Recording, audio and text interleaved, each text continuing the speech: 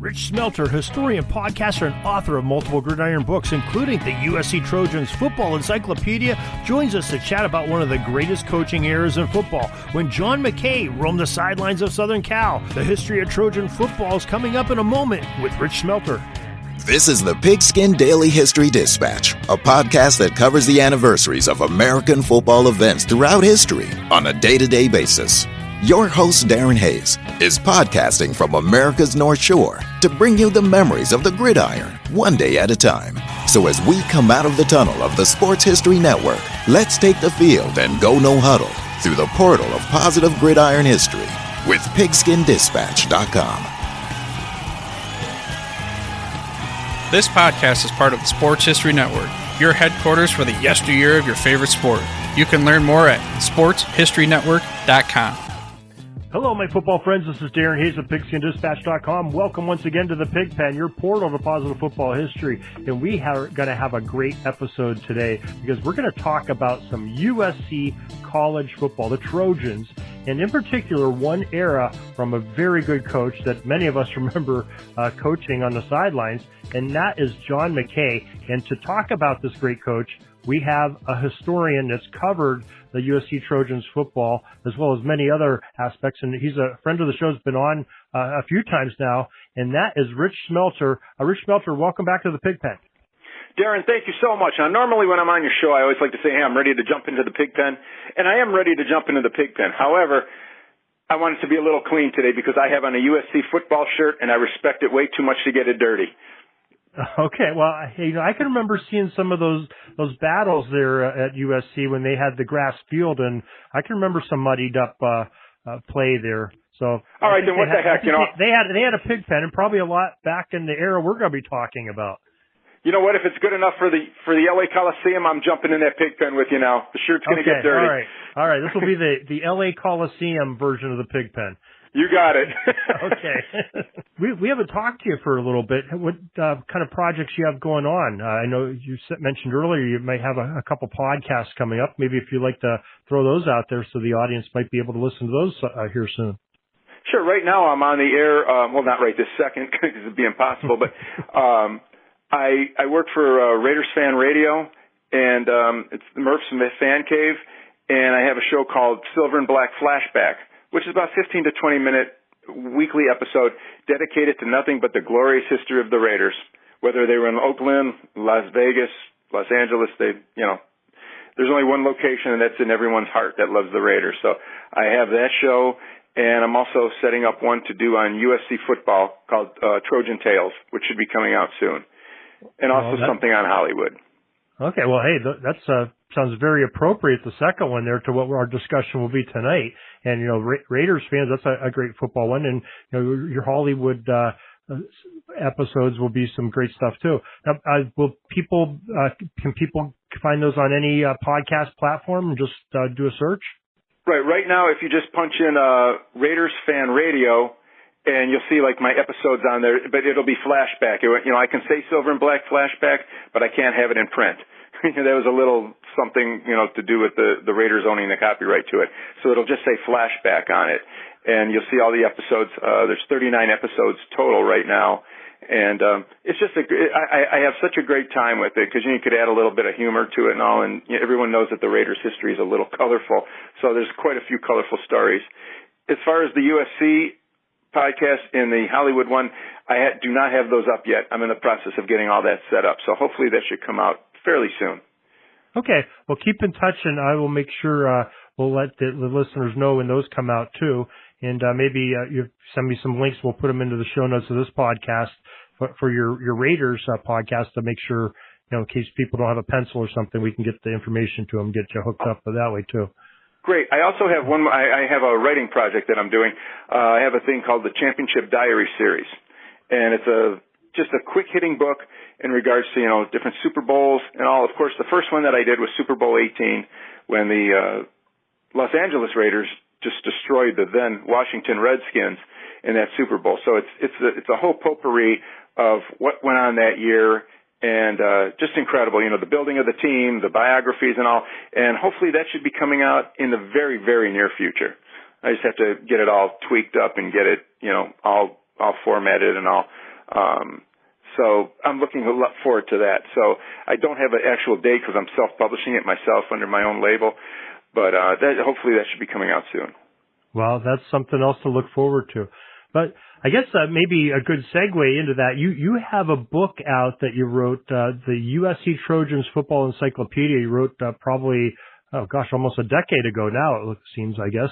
Right. It came out in 2014, yes. 2014, okay. So, and I know you did a lot of work, and I'm sure you had quite a bit about Coach McKay in there. So I think that's real appropriate we get to talk about him this evening. Coach McKay was my all-time favorite college coach, and there was to get a fancy word, there's a plethora of college coaches that were incredible.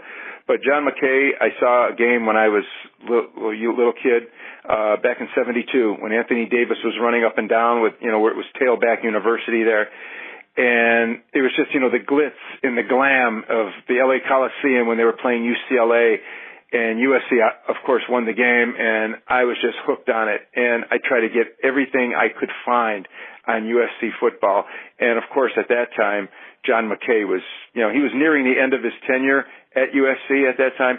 But he had a book called Coach's Story. I picked up that, and John McKay on football, and anything I could find, was Sports Illustrated, anything. I was voracious when it came to trying to find all this stuff. And I just fell in love with that, and the man was awesome. I mean, he was, he had his flaws too. A lot of people said, he was cocky, self-absorbed, everything like that. Great sense of humor, however, and he was regarded as the quipper with a lot of his great sense of humor. Of course, when you're winning that much, you can have a good sense of humor. Right, yeah, that's for sure. But don't tell Bill Belichick that, because maybe there's a lot of times he doesn't have the sense of humor. Maybe his own dark humor. Maybe, I don't know. Exactly. Maybe behind closed doors, I'm sure he's a real belly tickler. But I don't know. It could be. But not like Coach McKay, who had a little bit of personality to him, I guess is probably a good way to say it.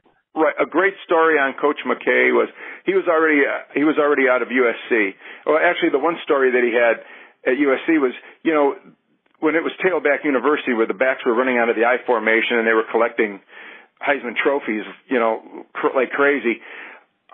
John McKay, one of the reporters in Los Angeles, was saying when O.J. Simpson was running the ball, they said, geez, he's running 30 to 35 times a game. Don't you think that's a lot?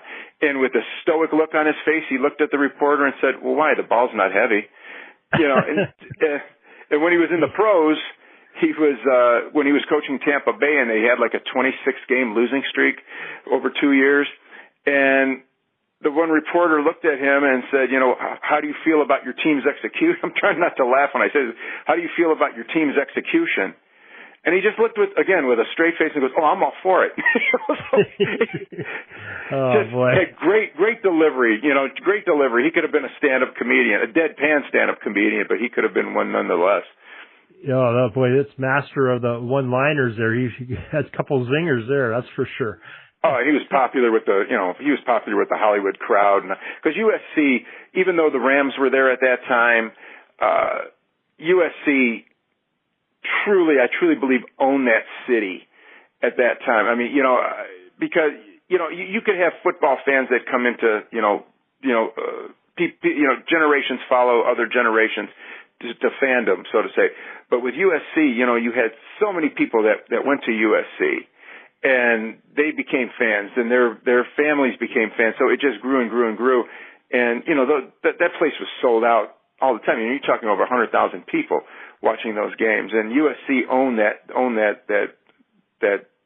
city for so long. And definitely during McKay's time, 4 national championships, 4 Heisman Trophy winners. Absolutely just amazing. 127, 40-8 record. He had a 749 winning percentage. I mean, it was absolutely amazing. Well, before I guess we get into more of his career there, why don't we talk a little bit about his background? Where was he, John McKay? How did he become the football coach at USC? Well, he was from West Virginia originally, and then during World War II, he served as a tail gunner on a B-29. and then he went off to college. He played at Oregon, and then he got into the coaching ranks after that. And then he got brought into USC in the later 50s by the coach Don Clark. Now, here's an interesting thing, though, Darren. They had a coaching staff when he first got there. You had John McKay on the staff, and you're going to know this name. A lot of people might not, but I know you'd know him, Mel Hein from the old New York Giants. And Mel Hein, I mean, he was on that staff, and he was the NFL MVP in 1938 as a center. He also played linebacker, but yeah, he was amazing, you know, as far as a football player at that time, to get the MVP being a lineman and a linebacker. And you also had, which really was amazing, was Al Davis, who wound up being the owner of the Raiders, and, you know, incredible football man in his own right. So he was on that staff, and there's John McKay. The amazing part is they didn't have a lot of success at that time. So Don Clark got fired, and then John McKay took over. And, of course, it looked a little bleak for McKay at first. You know, I mean, he did not do well at first. And let me see over here. As a matter of fact, you know, he had a record of a 4-6 record in his first year, and then he had a 4-5 record, 4-5-1 record in 1961. But unbeknownst to everybody, and you know, and the reporters and all naturally were ready to, you know, hang him from the goalpost, but he was stockpiling all these players, and then he came up with this incredible, you know, the I formation, the student body left, student body right. And just a quick rundown on that was on October 7th, 1961, Iowa came into their game with USC. They were the top-ranked team in the nation, and McKay was working with the I formation up to that time in the young season, but nothing was very successful. And again, the media was looking from the press box, and they were just laughing. They say, you know, the I stood for incompetence, intolerable, and ineffective. And all of a sudden, you know, the Trojans were down 21-0. They came back to score 34 points. They lost by a mere point, 35-34, in the closing minute. So the I formation all of a sudden started to get people's attention, and the ground forces just ate the Hawkeyes up for 220 yards. And this showing quickly took the USC I formation from incompetent, intolerable, and effective to invincible. It was absolutely amazing. In 1962, he took the I formation, and actually the first back to be successful was a man named Willie Brown, and not to be confused with the Willie Brown that played for the Raiders. He was a running back for USC. And in 62, the Trojans took the I formation and merged it into what became an iconic union and one of the most revered in the history of college football. And they ran off a perfect 12-0 season and won a fantastic Rose Bowl, I mean, a real exciting Rose Bowl against Wisconsin to win his first national championship. Wow. So he had 8 wins in his first 2 seasons, and then they go 12-0 and win the national championship. Exactly. Wow. Exactly. And, you know, and the I formation was in use for over a decade when McKay took over the USC program. And, it was, but he just totally perfected it. And it was absolutely amazing. And, you know, and he worked them hard. He worked, and they always say, you know, the USC tailback, would be regarded as the most coveted and glamorous position in college football. But the work that went into it to earn those accolades, it was filled with grueling punishment and high expectations. You know, the guys had natural athletic ability, but the hard work at practice was what really drove them. And he taught the tailbacks under his watch at USC to run hard, challenge defenses, and be tougher than anyone who's ever been ahead, and being willing to carry the ball 35 to 40 times a game. And in the end, all that hard work paid off as conference and national championships were won with these men just plowing through defenses. And also, on an individual level, the honors piled up in droves, and they were paid for with determination, sweat, and blood. And being a USC tailback was indeed an elite fraternity. And despite the different personalities and running styles that each possessed, every one of them left USC with a lasting legacy that will never diminish. And, you know, you had Mike Garrett was truly, he was a squat little guy, fast, but real powerful. And he came out of Roosevelt High School in Los Angeles. He was like 5'9", and he just totally blew everybody away, and he won the Heisman in 65. And, of course, O.J. Simpson came in 67, and he played there in 68, and, led them to a national championship. He won the Heisman, and, and truly, in all honesty now, if there's any Buckeye fans listening, please, Ohio State Buckeyes, don't jump on Darren too much, for you having me say this on a show, but Archie Griffin, incredible talent and everything like this, but it seems like that Heisman was meant for Anthony Davis in 74 and Ricky Bell in 75, but they took runner-up to Archie Griffin. That's how some of the voting goes sometimes, but those two guys were incredible too. They should have won the Heisman. And of course, you had Marcus Allen, you had Charles White, and you had who was the other one? Geez, that's embarrassing. Well, Charles White, Marcus Allen. Reggie Bush, but that was a long time ago. That was after that. But John Robinson kind of carried the torch from McKay and wound up with Charles White and Marcus Allen as two Heisman Trophy winners also. But the two under McKay were Garrett and O.J. Simpson. I was just saying he had some other tremendous players other than O.J. and Garrett too. I mean, he had that didn't win the Heisman. And just Clarence Davis. He got a lot of success with the Raiders later on. Very integral part of a Super Bowl 11 victory. But yeah, he had Clarence Davis and like I said, Anthony Davis, who to me was my hero when I was a kid. Anthony Davis was just unbelievable, and then Ricky Bell, explosive running back, and he played 1 year for McKay in McKay's last year, and then he finished up his career with John Robinson in his first year. And he was an amazing running back also, cut down way too young. He passed away when he was 29. And he had a muscular disease that attacked his heart and killed him when he was 29 years old. But Anthony Davis was I never got that excited about a back after those two guys with USC until I saw, there was, after all that, Charles White was exciting as hell too. And of course, Marcus had an incredible career. But after those guys, there was a lull there for a while at USC until Pete Carroll took over.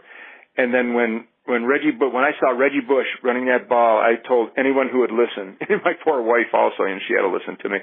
But I was saying, that Reggie Bush reminded me so much of Anthony Davis and Ricky Bell all put together. He had a little bit of power, but he was just elusive and just amazing. And it took me back to those times in the early 70s under McKay. Yeah, when those backs are good, when it seems like they almost float, Walter Payton and Reggie Bush and players like that. They turn corners and do things that they make it look so fluid that you or I did it. Probably our ankles would break off and we'd be laying on the ground screaming. It's just exactly. Exactly. And what another interesting thing is, Darren, now I'm getting a little bit off of McKay here, but it was toward the end when he was recruiting these guys, was when Charles White won the Heisman in 79, and you know who the blocking back was for him? No. It was Marcus Allen. And, then after Charles White won the Heisman and left, Marcus Allen came in 1980. He ran for 1,500 yards, and then in 81 he just exploded for I believe it was 2,300 yards. He easily won the Heisman that year then, but just incredible backfield people, and the USC tailback became the main position that people wanted to either see or be, and it was just that was it. If you said you were a tailback from USC, I mean, you probably never had to probably buy a dinner or anything the rest of your life in Los Angeles. Yeah, I'm sure, because there's still big names today. Even no matter what they did afterwards, we on the East Coast know of them. So that's that's some pretty good stuff there. Now McKay, I mean, it was pretty amazing though. He had the 4 national championships, and like we were discussing before we came and hit record, he, from basically 1960 to the mid-70s, he was the coach at USC. 4 national championships, but they weren't all clumped together with one group of kids, playing for him. And I have it down 1962, 1967, 1972, 1974. So it's from the beginning of his career, couple smack dab in the middle and at the end. So pretty consistent coach. Oh, yeah. And, I mean, in between there, he had 8 outright conference titles, and he tied for a 9th. And beside the national championships, he had 25 of his players reach All-American status, and 89 achieved all-conference honors. Wow. In addition to the Heisman Trophy winners. But, oh yeah, I mean, it seemed like, he would get the championships, like I was saying, when he went and he only won 8 games combined his first 2 seasons, something was brewing there. And then, they just exploded out of the box and, won the first national championship for USC since Howard Jones was the coach there in 1939, when they won it in 38, 39. And so it was quite a while since they won it, and all of a sudden, you had this incredible team, and then after that team left, then he started to get other guys. All of a sudden, Mike Garrett was coming in. When those guys were leaving, Mike Garrett was leaving. When Mike Garrett left for the pros, OJ was coming in, and then all of a sudden, they won that 67 title, and with some really colorful characters too. Again. The situation with OJ happened years later when all that broke with the law and everything. But Tim Rosovich was on that team. Did you ever hear of Tim Rosovich? I can't say I have. Why don't you tell us a little bit about him? Oh, Tim Rosovich was one of my favorites. He was on defense, of course. He was an All-American and everything. But he was like this total free spirit, and I remember he became an actor after that. And he was usually the psycho thug. I remember seeing him on an episode of Charlie's Angels because I was a huge Cheryl Ladd fan, still am. So I used to watch Charlie's Angels all the time, and he was on there. And he played a thug and all, but he would eat glass. He would streak around campus. He was, and of course, this was in the later 60s, with the Summer of Love and everything. So, everything was beautiful then, and, nudity, running around naked in public, was like pretty fashionable at that time. But, yeah, he was just this quirky, free spirit guy, and this team just meshed together, and, they had the battle of the century against UCLA in the, final game. Both teams were undefeated. Gary Beeben won the Heisman Trophy that year, and OJ was going to win it the next year. And, It was just an incredible matchup, and I think USC won it 21-20 for the right to go to the Rose Bowl, and then they won the Rose Bowl, won the national title, and then, like you said, then after those guys all cleared out, then he started to stockpile it again, and by 1972 he had Pat Hayden at quarterback and his son J.K. McKay, which he had another good line with the J.K. McKay. His son was a star wide receiver for the school that him and Pat Hayden went together, were in high school, and they were very, very successful. And part of the package deal was, Hayden and McKay were going to come to USC.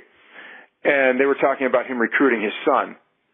And he goes, I am a good recruiter. He goes, of course. He goes, I had to sleep with my wife to get the recruit, So I kind of thought that was kind of a cool little, again, with a straight face, he said it like, it was no big deal. But, and then, of course, Anthony Davis, and you had Richard Batman Wood was a linebacker. First 3-time, I believe he's probably the only 3-time All-American in USC history as a linebacker. And it's just an incredible defense, incredible offense, the Bam Cunningham at fullback. And actually, when you talk about some of these great coaches, Alabama played USC in 1970. And USC beat Alabama.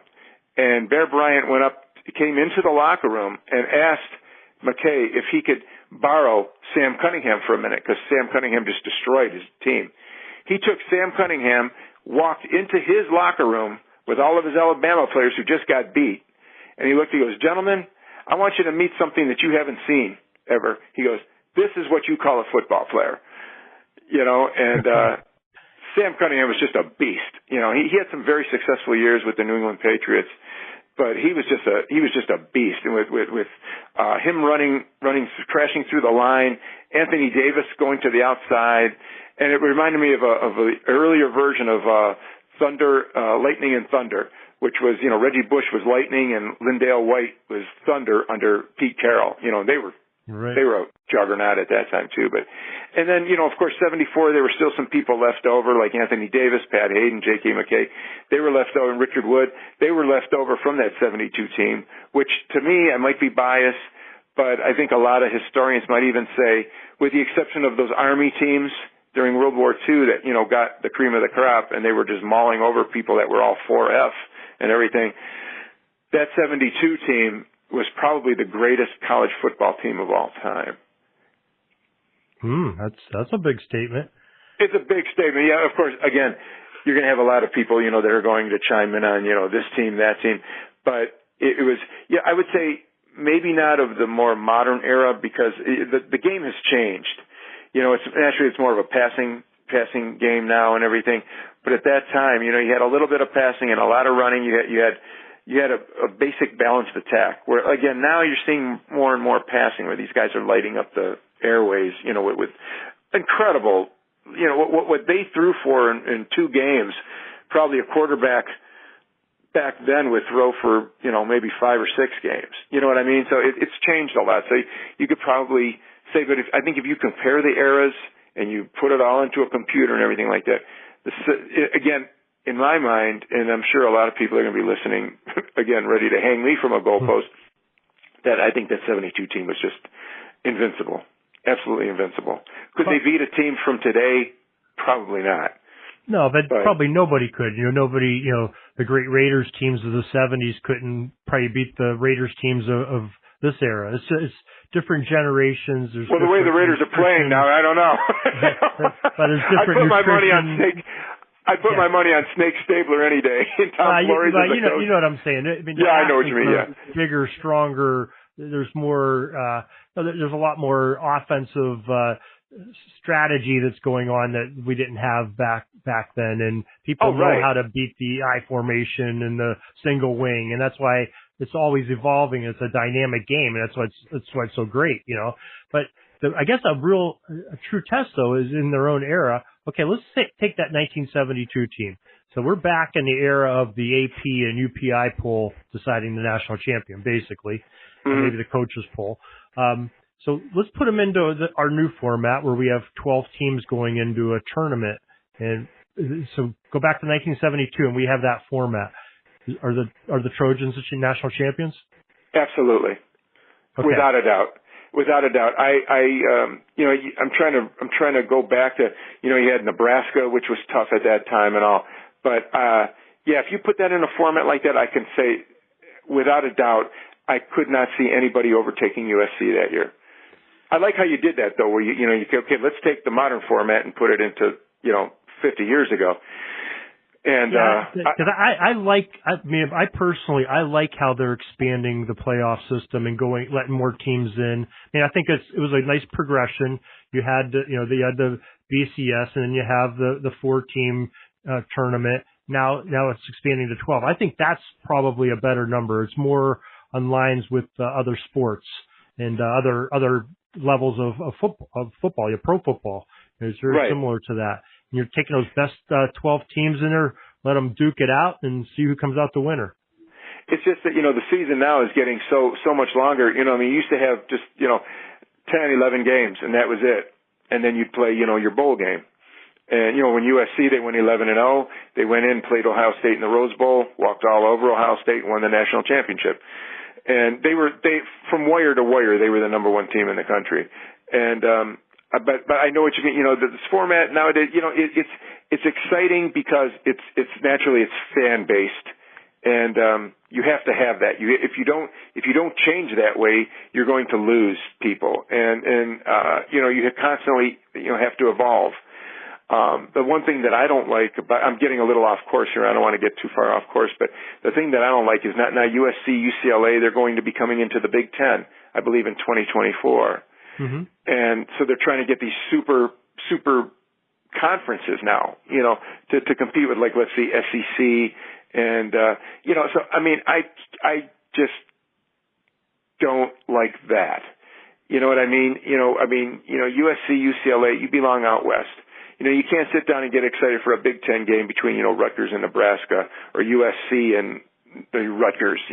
I would, because I'm a USC fan, but, I don't know. It just seems that it's you want to change, but you kind of want to keep things a little bit, for tradition-wise, if that makes any sense.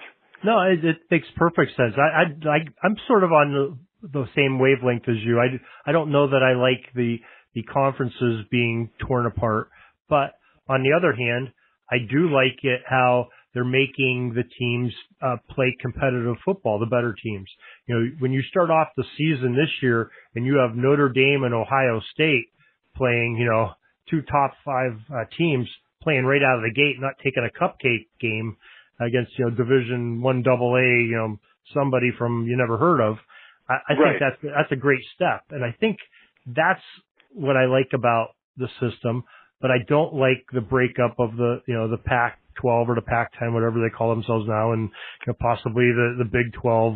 Maybe it's on its demise, and what's next? The Sun Belt and some of these smaller conferences get eaten up, and you have 2 or 3 super conferences, and which looks like it's going to be the SEC and the Big Ten right now, and who knows what else. But I don't like that. But I think that you can have these regional matchups that are non-league and people playing each other. The traditional USC Notre Dame game. That's always a great one to look forward to every year.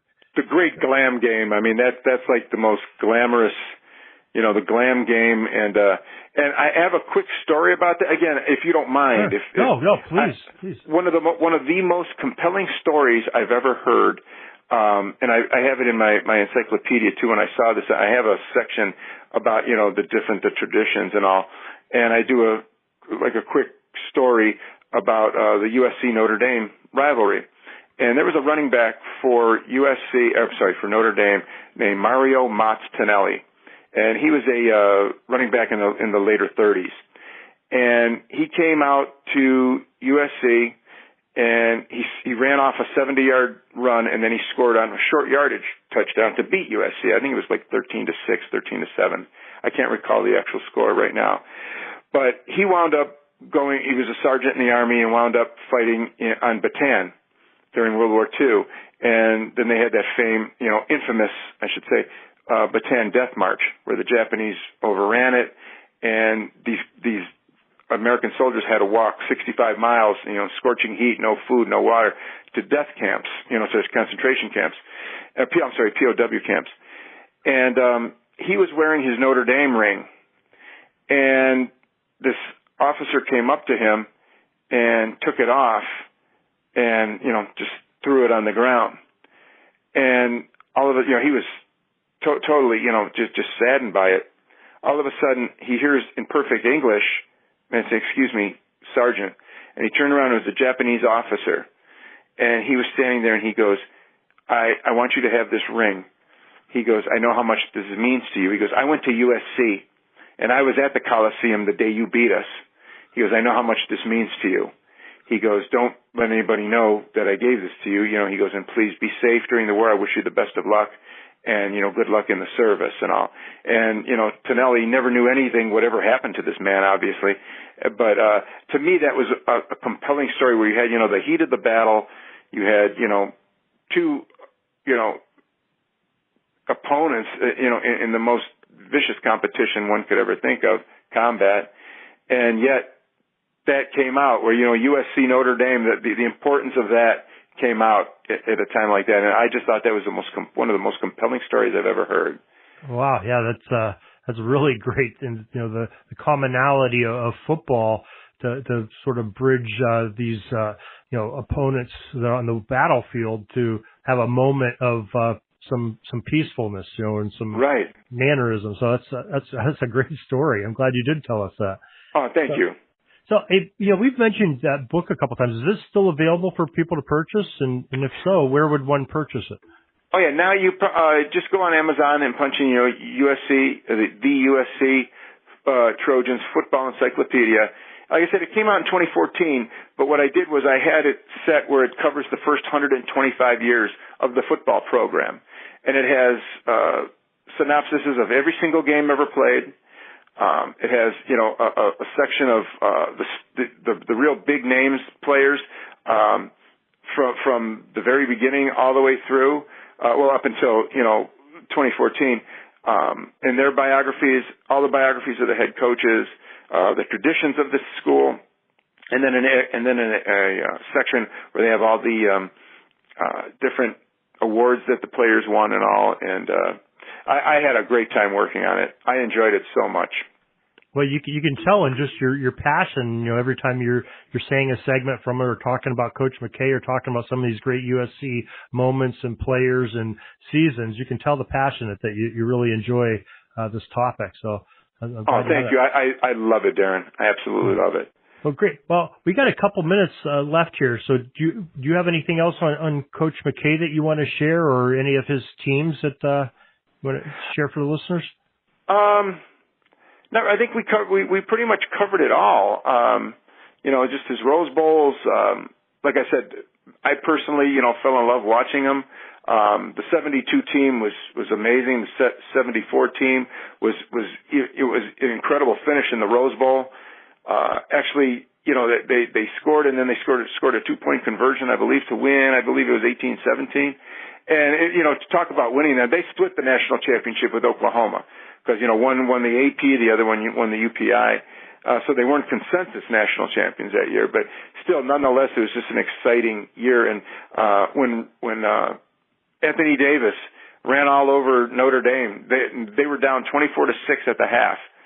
And they came out, and Anthony Davis scored 6 touchdowns in that game, and they won 55-24.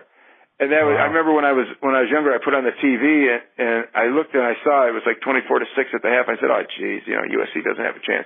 All of a sudden, here comes Anthony Davis and just, ran a kickoff back and just completely tore through Notre Dame. And he was still considered, even now when he does signings and all, he's considered, the Notre Dame killer, and to be a Notre Dame killer at USC is like, you're it. And he was a tailback at that. Again, he's still revered at that school. That is pretty neat. Now, okay, I guess we better talk about how John McKay ended up leaving. So he had that 15-year career, had a national championship in 74, like you said, and then so 1975 was his last season at USC. Right. They won the Liberty Bowl. They went into the Liberty Bowl. So, it wasn't a glamorous way to end, not like a Rose Bowl title or anything like that. But he left after that because the allure of the pros was with him. He achieved so much, Darren, in the college level, like we discussed throughout the show.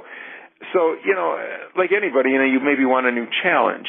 And so he went into the pros, and the Tampa Bay Buccaneers were an expansion team that year.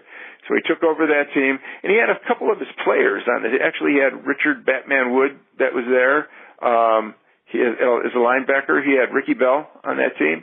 Mm-hmm. And but they were just, like I said, an expansion team, and they were just terrible.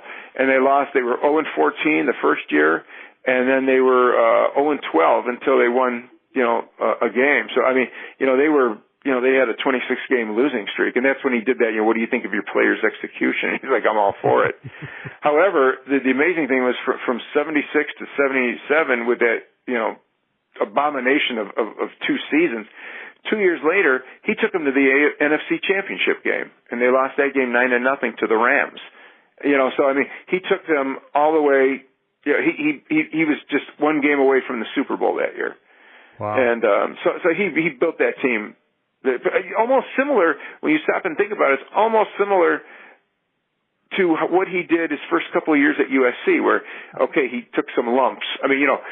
Winning 8 games in 2 years is a far cry from, going on a 26-game losing streak. But it basically was similar to the same way he was building that team. And he was getting knocked around. He was like a prize fighter that, was getting knocked around, but he was able to get in there and take a few good slugs and win. And so by 79, he already had that team built almost like a college. How things evolve after a couple of years. And he just did a fantastic job in 79. And and he had a few blips here and there. And then he just left the game, and then he passed away in 2001. Wow, that's quite a career. And you had me right on the tip of my tongue. I was going to say that when you brought up about him being, give him like those first 2 years of throwaway years, and then he builds a championship caliber team. So it's just like he did at USC. Yeah. So that's amazing. So great coaches know how to do that, and that's know how to turn a program, almost like Dick Vermeil, like, you know, they know how to grab those programs that are struggling and you know, bring them out of the depths. So you know, you have John McKay at that school. You know, you have some coaches there throughout the history that, you know, and it's a long and proud history. And, you know, you started off with a man named Gus Henderson, Elmer Henderson. They called him Gloomy Gus because he was always downplaying his team. You know, we don't have a chance. They could have been playing a high school team, and we don't have a chance. You know, I don't know what's going to happen. He kind of really started the USC to national prominence in the 20s. And then Howard Jones took over. Him and Newt Rockne got together, started the Notre Dame USC rivalry, and he built up national championships. And then there was a lull, you know, during World War II, and after that, you had some star players and some great halfbacks, but they didn't really shake any, you know, they didn't shake the foundation of the sport. And then John McKay came along, and then John Robinson, and then of course Pete Carroll to finish it up. You know, so, you know, you have these icons in there, and John McKay is you know, right, you know, he's I could like to consider it just, you know, a tie between all these guys. You know, if you had to pick one of those guys, you know, in my mind, I think they're all equal. But, you know, John McKay stood up because when I started to like college football, it's like your first love. You never forget that first love, you know. You know, so it was kind of like, you know, to me, he stands out alone, but equal, if that makes any sense. No, it makes perfect sense, and I think there's a great discussion on him, and great memories of great coach John McKay and those USC Trojans from the 1960s and mid-70s. So, Rich Shmelter, historian, podcaster, author, probably a bunch of titles I didn't say there. Some that aren't really nice. You should hear what my family calls me. Yeah, well, we'll leave that for a different podcast. Exactly. I just want to say one thing, Darren, before we go. Sure. You know, I want to send out nothing but good hopes to all the people suffering with Hurricane Ian in Florida, and I hope everybody remains safe down there. And just please be careful down there. Absolutely, it's a bad situation there. So, Rich, thank you for coming on tonight and sharing this great legend with us and letting us know more about it and sharing your books and everything. And once again, why don't you give a title of your book and where people can get it again? It's the USC Trojans Football Encyclopedia, and you can just get it on Amazon. You can just punch up Amazon, and it'll come up, and it actually has a picture of Reggie Bush against UCLA on the cover. And like I said, it was made in 2014, but you know, it covers the first 125 years. It covers all the greatness, you know, all the incredible seasons and the incredible coaches that we talked about today. And I love it. I just absolutely love USC, and I love doing the book, and it was just a labor of love that just continues to grow. Sounds like a winner. Rich, thanks again for joining us. Darren, my pleasure. I enjoy being on your show. I'll jump in the pig pen anytime. That's all the football history we have today, folks. Join us back tomorrow for more of your football history. We invite you to check out our website, pigskindispatch.com, not only to see the daily football history, but to experience positive football with our many articles on the good people of the game, as well as our own football comic strip, Cleat Marks Comics. Pigskindispatch.com is also on social media outlets, Facebook, Twitter, Instagram, and don't forget the Pigskin Dispatch YouTube channel to get all of your positive football news and history. Special thanks to the talents of Mike and Gene Monroe, as well as Jason Neff for letting us use their music during our podcast. This podcast is part of the Sports History Network, your headquarters for the yesteryear of your favorite sport. You can learn more at sportshistorynetwork.com.